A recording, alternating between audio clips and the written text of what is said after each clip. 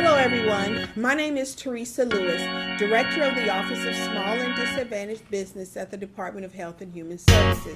Today, as part of our acquisition training, small business training, we have brought to you Sharon Gurley, Director of the Office of Program Review at the U.S. Small Business Administration in the AA program.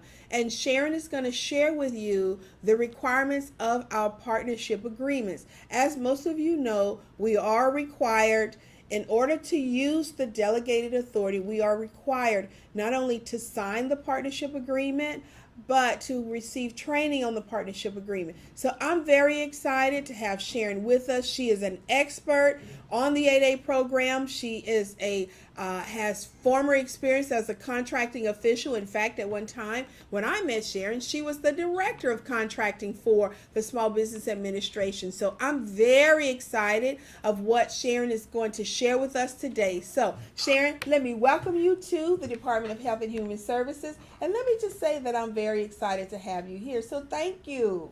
Thank you, Teresa. It's a pleasure to be here as well. Okay, so today's session is talking about the partnership agreement that your agency, HHS, has with the Small Business Administration. With that partnership agreement, we're delegating our authority to your agency to approve 8A contracts on our behalf. It's in accordance with 13 CFR 124.508 and FAR 19.8. Let me tell you a little bit about the program before I continue. Our 8ABD program is a 9-year program where firms come into the program, apply. We have two application centers, one in Philadelphia, one in San Francisco, and that's where the point of entrance for the program occurs.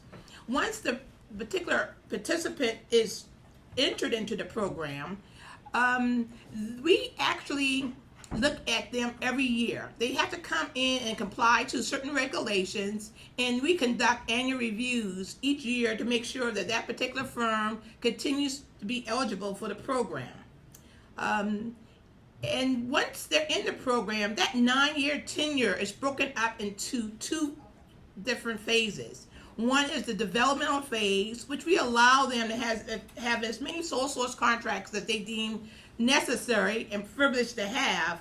And then we break up the next is a transitional phase where we want them to be now more competitive, more interactive in applying for competitive non-8A type procurements. It could be both federal as well as commercial. We want them to be savvied and vibrant small businesses at the end of their tenure at the 9-year landmark. So when they leave that program, we want them to still be a successful, vibrant small business, and eventually they can even be a large business. So we actually carry them, monitor them during the duration of the program. So it's not as if we are approving a firm to come into the program and we don't monitor them ourselves. Okay, so with that being said, I'm a little young for the program, and I remember tripartite agreements. Tripartite agreements back in the day where it required the SBA to sign, the contracting officer to sign, and the 8A participant to sign a contract before it was effective. That ended up being a very burdensome process, and many of the contracts were not finalized until sometimes 30 days after. So that didn't work for SBA, it didn't work for the agency, nor did it work for the 8A participant.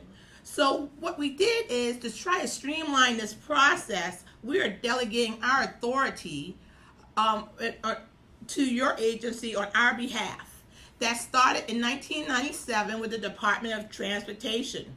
The next year, we actually ended up having 25 agency agreements. And today, we have 50 executed partnership agreements. And what's really good about these partnership agreements that years past is they don't expire. And we just ask for all agencies to adhere to all the regulations. We will update them periodically when the regulation changes. And we also want you to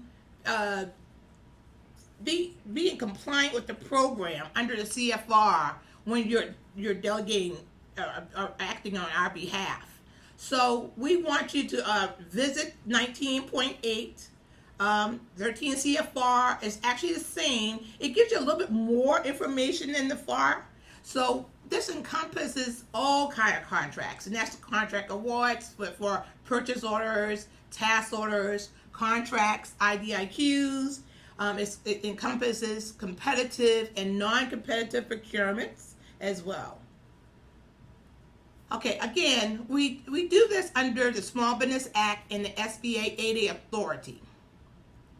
Another thing I want to bring to your attention before I continue on is if our program actually gives 7J training. So if you ever encounter a 8A participant who seems like they need to have a little bit more training on different aspects of the program, we encourage them, but certainly you can encourage them as well, is to seek 7J training under the 8A BD program. We actually go to the small business location and actually help them. For example, if it's a small business 8A participant who needs assistance in financial accounting, we'll actually send an expert to that particular firm where their primary office is located, and we'll actually go and assist them. We don't do that ourselves. We have contractors, so we would actually have one of our contractors go and help them. So just want to let you know about that assistance available to the small business.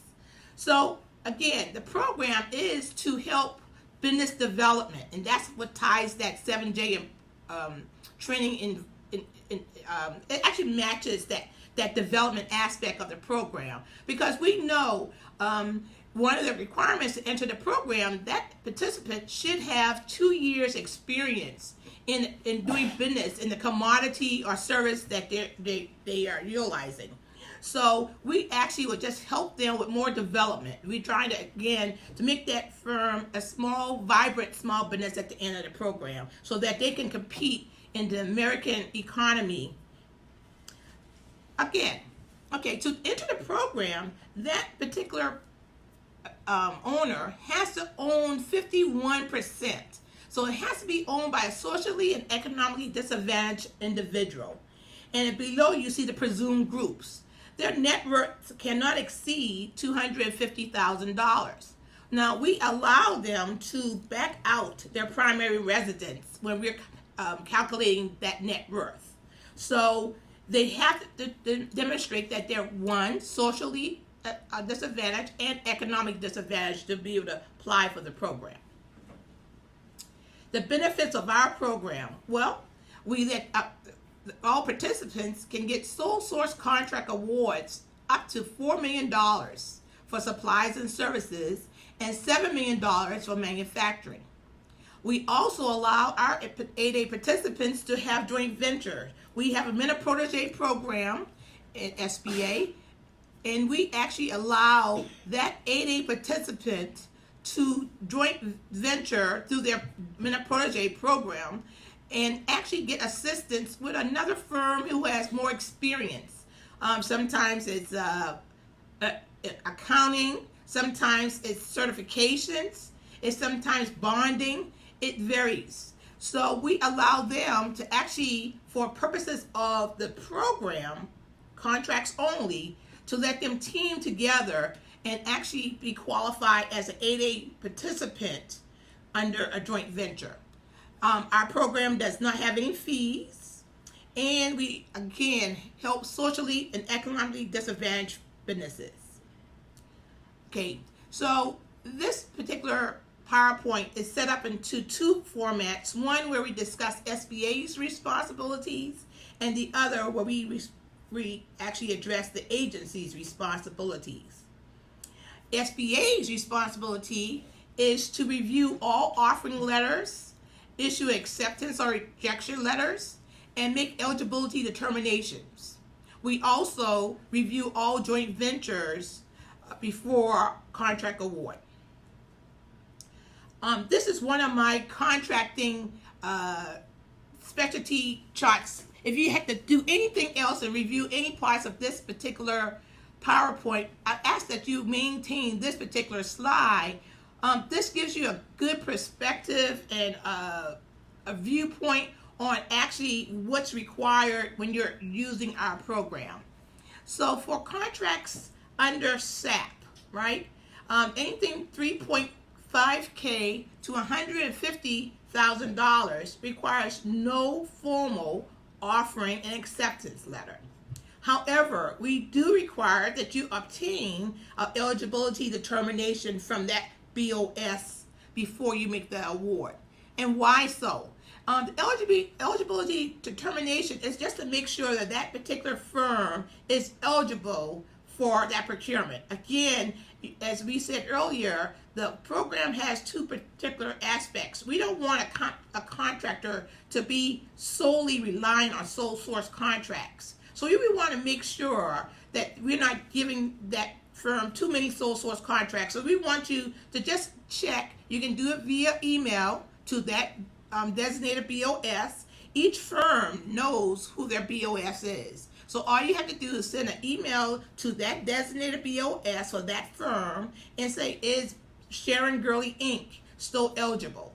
And they will respond many times that same day and tell you yes. But what you need to include in that is what you're purchasing, the dollar amount, the NICS code that you're utilizing.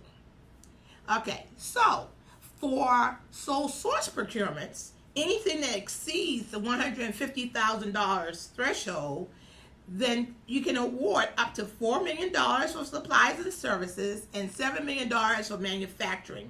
It is required that you get a acceptance letter from SBA. You must you submit an offering letter, SBA must reply with an acceptance or rejection. We ask that you allow us 5 working days to review that particular offering letter. One of the sensitive points now is many offering letters, when they come in, they're not completely filled out. So we ask that you comply with the requirements of FAR Point 8 and answer all the required questions for offering letter. And if one point does not apply to you, then just put not applicable in that spot, and instead of just leaving it blank. We ask for your assistance in that manner. There's one exception to our sole source provision. Certain entities have a waiver to leave the they're not under the same threshold as other 8As, and that's Native American, and that's Alaska Native Americans, Native Hawaiian organizations, and tribal firms. They can actually exceed that sole source authority, but you still have to do an offering acceptance letter to them. And any procurement that's valued, including the base year and option years, that exceeds the total value of $22 million, then you must comply under FAR 19-808-1, where you basically have to do an in-depth J&A and advertise the requirement and attach that information to your offering letter when you're submitting it to SBA. We that particular acceptance or letter is actually considered our eligibility determination as well. For competitive procurements, that's anything that exceeds the $4 million for supplies and services and $7 million for manufacturing. We say that please request that to the appropriate district office and allow us 5 working days to review that offering letter as well. If you don't receive a response on the 10th day, you can send that if you didn't receive a response on the 6th day, you can send it to headquarters. And on the 11th day, if headquarters does not respond, you can deem that particular competitive procurement accepted as far as competing in the 8A program. But please be mindful that when you utilize the 8A competitive acquisition process, you must come back and ask for the approval for the apparent awardee. So you want to make sure that the apparent awardee is eligible for the program before you make the award. Again, on the next few slides, pages, All the way to I think it through page 18 just goes back in more detail on the 8A J&A required for procurements over $22 million. Okay, so now I'm going to talk about procurement agency responsibilities. We require that all agencies inform all their contracting officers and other warranted officials of the responsibilities of this partnership agreement. We ask that you adhere to all provisions of CFR 124.501 through 520. Again, that's demonstrated in FAR 19.8 as well. We ask that, again, you send your offering letter to the district offices where the 8A firm is primarily located for our sole source procurements. On this example here, you'll see that the Washington district office, who happens to be our district office with the largest 8A portfolio, they have a designated email box. It's DC offer letters with an S at sba.gov. That email, you can send all your offering letters to the Washington district office. The Maryland district office has a similar email box. It's Maryland offer letters with an S at sba.gov, and the Richmond office has one as well. We're trying to eventually get all our district offices to have a similar email box. We believe that this is a benefit to all, because if a business opportunity specialist is not located in their office because of illness or vacation, that email box is monitored daily. So then we can find somebody else to address your concerns at the district office level. Okay, so we also ask that you request an eligibility determination when deemed necessary, and again, you need to have that for any procurement under the SAP provision. Another sensitive point is the limitation of subcontracting. Well, now this applies to all small businesses procurements, as we know, but we're asking you and stressing this point that you are our eyes and ears when it comes down to performance. So if you see that a 8A firm is not up to snuff with their limitations, because they have to do at least 51% of the work for services, at least 15% for construction, and at least 25% for the research type of procurements. And if they had a joint venture, that 8A firm has to do at least 40% of the work for the joint venture.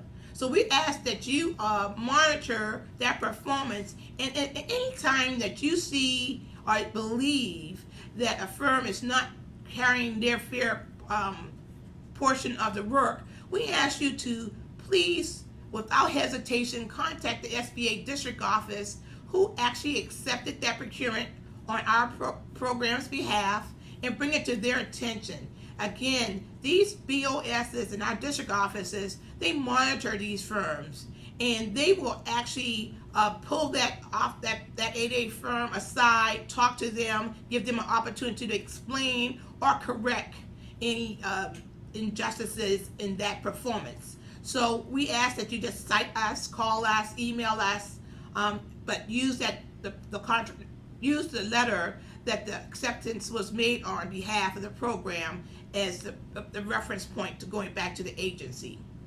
The question is then, okay, if you're doing your offering letters to the district offices where the firm is primarily located for sole sources, what do you do for competitive 8A procurements? Well, for for competitive 8A procurements, we ask that you send the offering letter to that district office where the federal agency is located.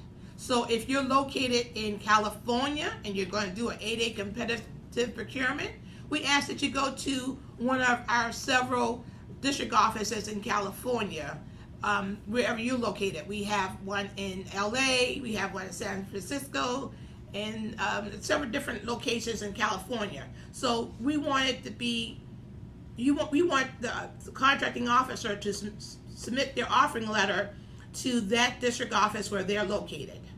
Now, what happens for offering letters that has something to do construction? Construction was one of those sensitive points where we found out that there was a lot of pass-throughs. So to minimize that occurrence, we're asking you to send your offering letter for construction projects only to the office where the work will be performed. So if you're located in Washington, D.C., but your construction project is going to be located in Arizona, we want you to send your offering letter to our Arizona district office so they can conduct a site visit to make sure that that 8A firm has a presence in that state to minimize pass-throughs. And of course, for overseas procurements, you can send your offering letter to headquarters. It's going to be Stanley Jones, and I'll give you his email later on in this particular presentation. Okay, so we ask that your agency adhere to the following requirements. If the firm actually asks you to novate an agreement, their contracts, we ask that you make sure that you ascertain a copy of SBA's signature. That again would be that business opportunity specialist who's responsible for that firm. There's several different requirements that a firm must adhere to, and one of the main ones is day-to-day management of that firm. So we want to make sure that the firm is not changing their tenure with you without SBA having a right to approve it and concur. We also ask that you send copies of your resulting contract awards to the SBA district office who granted you approval. And that's for the mods as well as the awards. We ask that you notify SBA in advance of any possible terminations in whole or in part before you finalize that determination. We find on several instances it's just a misunderstanding between the 8A firm and the contracting officer. So we would like to have an opportunity to try to see if we can minimize that type of occurrence to the firm. But certainly we're not trying to get in your way and avoid you if you have proper rights to terminate the firm. We just ask that you notify us in advance. Again, we also ask that you obtain our signature and approval for joint venture agreements prior to award. SBA asks that the contracting office, that you direct your contracts to the 8A participant in accordance with this particular agreement, our delegation. You adhere to all parts of FAR Point 19. Earlier, SAM was not doing very well, so we always tell you if you wanted to double check the status of a firm, you can go to the Dynamic Small Business Search. But since then, around August of this year, SAM actually has the tenure of the firm, the 8A firm, in SAM. So you'll see when they first was accepted to the program and when their scheduled completion date is. Okay, again, remember I said earlier, if you have any questions pertaining to who you contact, overseas procurements, it's Stanley Jones at SBA.gov. Here is his email address. You also go to Stanley if you want to do a sole source contract award over the threshold, or if you want to do a competition under the threshold. And you know, a lot of people say that once in the 8A program, it remains in the 8A program. That's true. We ask that you, if your particular 8A firm is no longer eligible for that procurement, that you can contact your district office, SBA district office, and find another 8A firm that can indeed do those services. We have a huge portfolio of firms, and many of them can do same and similar work. So all follow-on procurements need to remain as an 8A procurement. Okay. There's some questions on about the eligibility of procurements.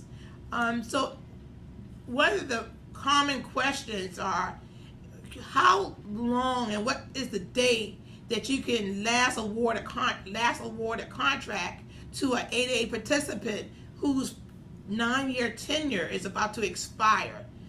The answer to that question is, you can make an award for a base year with 4 option years on the last day of that 8A participant tenure in the program. Also, to talk about competitives, when you have a competitive procurement, 8A procurement, you can make an award to that firm even if they left the program, as long as they were eligible for the program at the time they submitted their RF, their proposal. So if that firm was eligible for the 8A BD program and was a participant for a competitive procurement, you can make an award for a base year and full option year for a competitive procurement if that firm is no longer in the program at the time of award. So you need to look at that differently. Again, sole source procurements, they're eligible on the last day of their tenure for a base year and full option years. A competitive procurement, their eligibility is determined at the time that they submitted their proposal to your agency, and they can get an award for a base year and full option years. Now, that does not apply for the basic ordering agreements, because those are not contracts.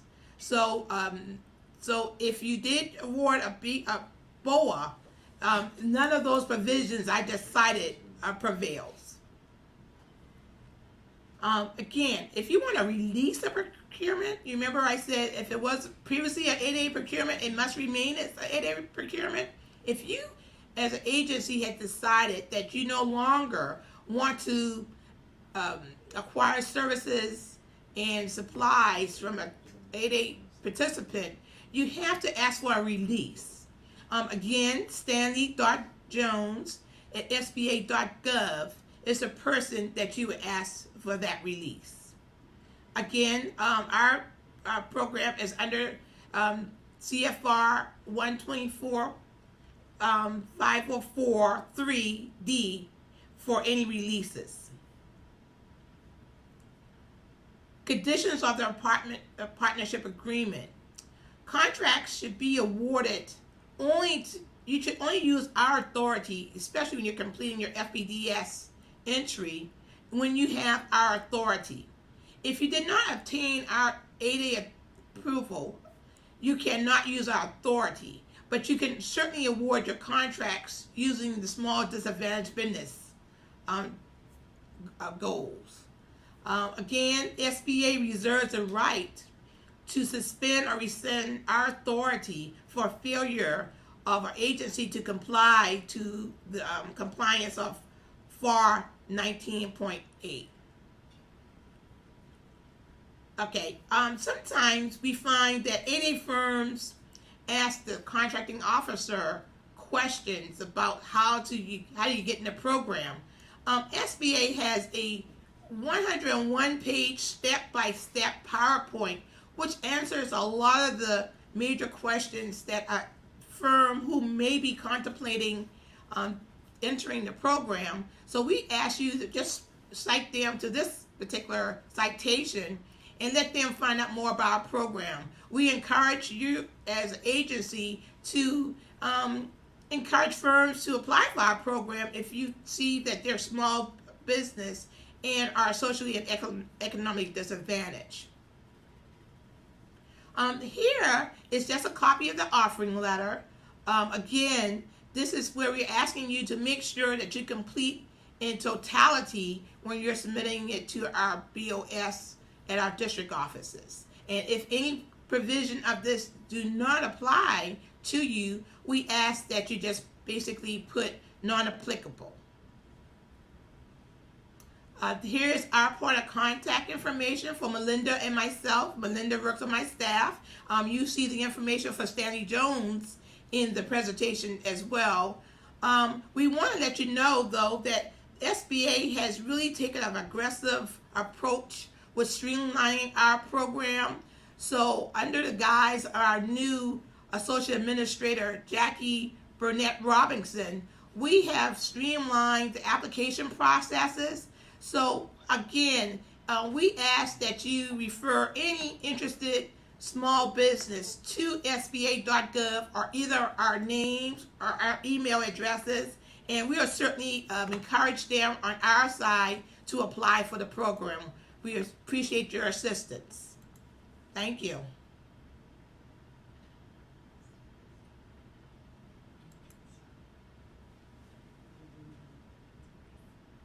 We're just going to now obtain questions that you may have. We're going to look at them right now. Thank you.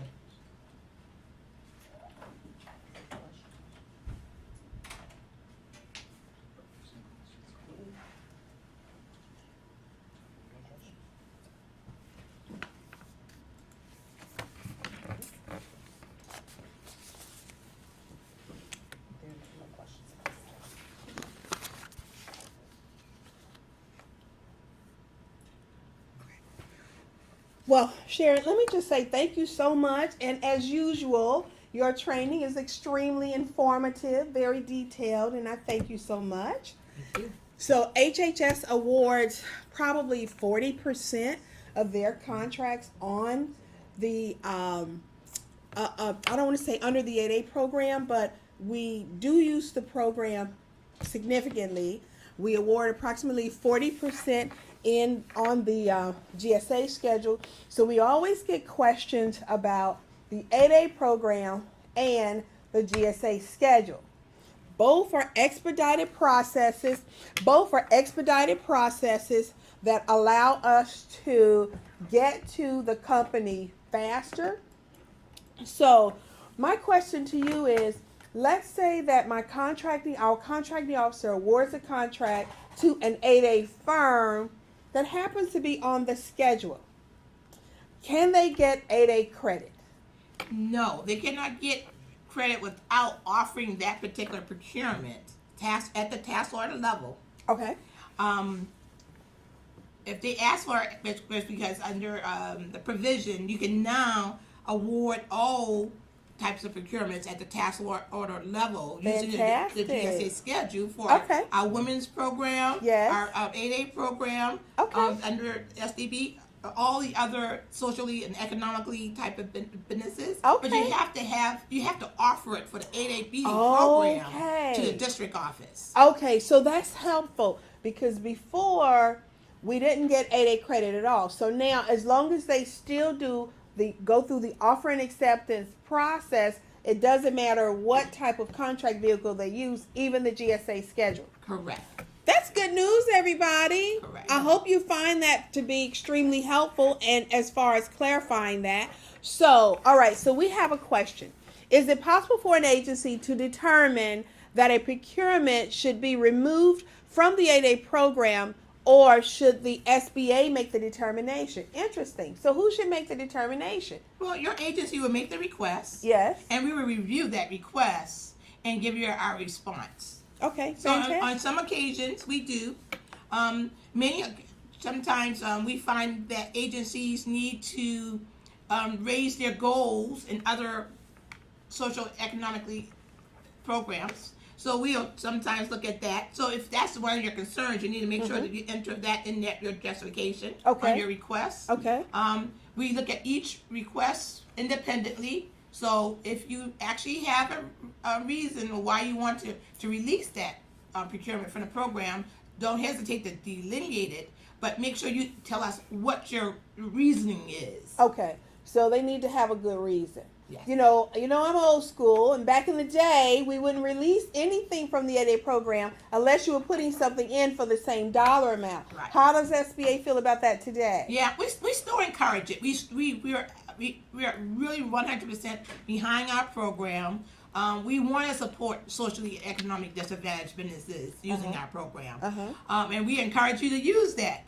But we would also ask on many occasions the same.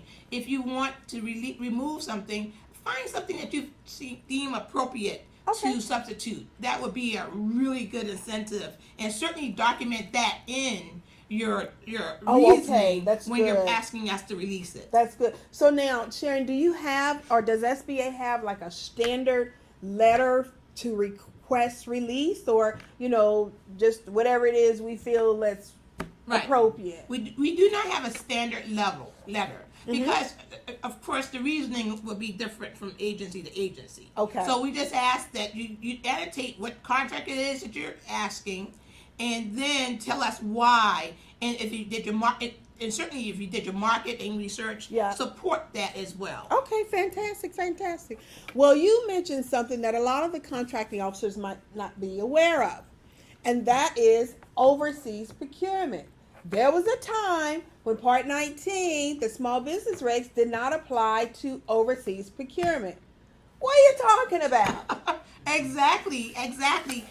For fiscal year 16, the Small Business Administration has included overseas procurements in their small business goals. So that's now appropriate. Yes, very much.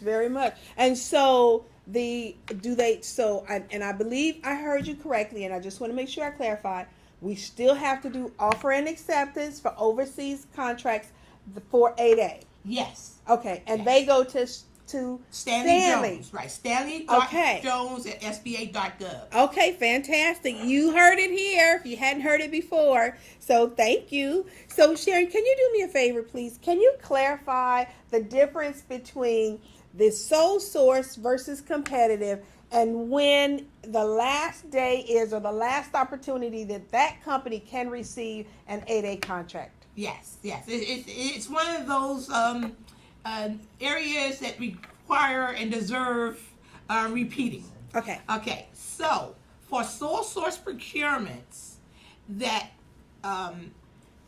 individual 8A participant is eligible on the last day of their tenure. Okay. So if I am Sharon Gurley Inc., and the day is my last day in the program, December 10th? 11th?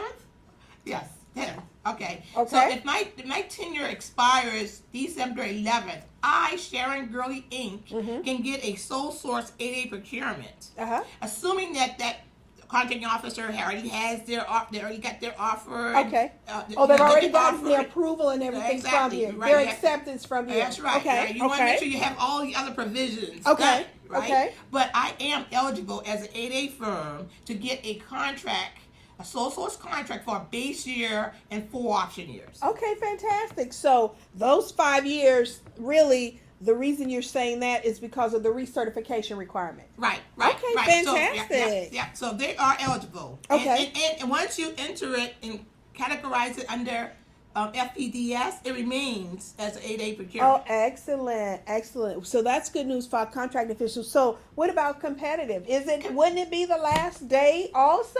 No. That's the tricky part about the competitive procurement. Okay, so and I'm writing. Go ahead. I'm taking notes. All right. Okay. So for 8A procurements, the rationale is we don't want to harm an 8A participant while an agency goes through their competitive process. We all know that sometimes takes a while, okay? So we don't want to penalize a firm in waiting for that award. So the regulations allow that if I, as Sharon Gurley Inc., again, another 8A participant, was eligible for the 8ABD program at the time of my proposal submission to your agency, Yes. I then can get a contract award for a base year and 4 option years, even though I may no longer be 8A at the time of award. Okay, so that's like major right there. It is. So it is at the point that they submit their Proposal. proposal. Yes. As long as they're 8A. Yes. What if it takes 6 months to award the contract? It doesn't matter. Doesn't matter. They have the eligibility is determined at the time proposals are due. Fantastic. Okay, so guys, did you get that one? It's at the time that they submit their proposal. Even if you, the contracting official, have not awarded the contract and their term expires, they're still eligible for the contract. Okay, so that's enlightening. Okay, so, all right, so here's a question from the audience. I am developing my small business in the janitorial and cleaning services, and my focus target is obtaining government contracting bids. Can I have someone from SBA review my proposals for accuracy and make sure the wording is on track? So the contracting official would like to know if someone from SBA will review the 8A language to ensure that it's on track. Okay, so I need clarification. Are you asking SBA to review your proposal? Isn't that something that your head of contracting should do? Can you, whoever submitted that, can you send us clarification? Specifically, what are you asking? Okay, how about we do that? Right, and I take a stab at that. Okay. Thinking that maybe they're asking the question for another small business. Okay, so I'll take a stab at that. Maybe that's not what their assumption is, but if it's a small business company trying to develop their skills and you're trying to help them as a contracting officer, then refer them to one of our resource partners and let them help. Well, I guess the confusion is that this training is not for small businesses. So it says, this training is for contracting officials. It's not for small business. So if you want to ask that question, feel free to email one of the HHS small business specialists or the DOD PTAC or who else? Score. Yeah, definitely. Yeah, send me an email. Let me know who you are, please. Okay. All right. So let me ask a couple other questions while we're waiting to see if any other ones have come in. So you mentioned the various district offices. And so regarding the Richmond district office, are you saying that any firm that's located anywhere in Virginia, they have to send their offer letter to Richmond? No. That's also a weird part. Now, when you're doing a sole source, that 8A participant should know where their business opportunity specialist resides. Okay. So you have to ask the firm. Okay, smart enough. Right. All right, that's easy enough, guys. So ask your company. All right. So here's another question. The 8A program regulations. The 8A program regulations are located where again in the CFR? It's 124. Is that Title 13? Title 13, 124. Oh, the regs. 124.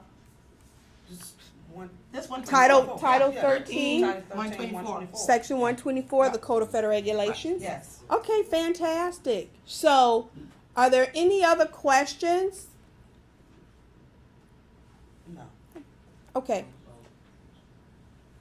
Okay, so Sharon, I think that is it. Let me just say thank you to everybody for all of your questions. Now, we often get the question about the your surveys and how you can access your surveys. In the very top right corner of the screen, you should see a link to webcast survey. Once you submit your survey, then you will automatically be sent a URL for your certificate. and there you can print directly from the screen. I just want to say again, thank you to Sharon Gurley and her team for coming in today. As always, we are truly appreciative for the work that you're doing on behalf of small businesses, and just thank you for your subject matter expertise. Thank you. And we will see you again next year. Thank you. Okay. Thank you, Sharon.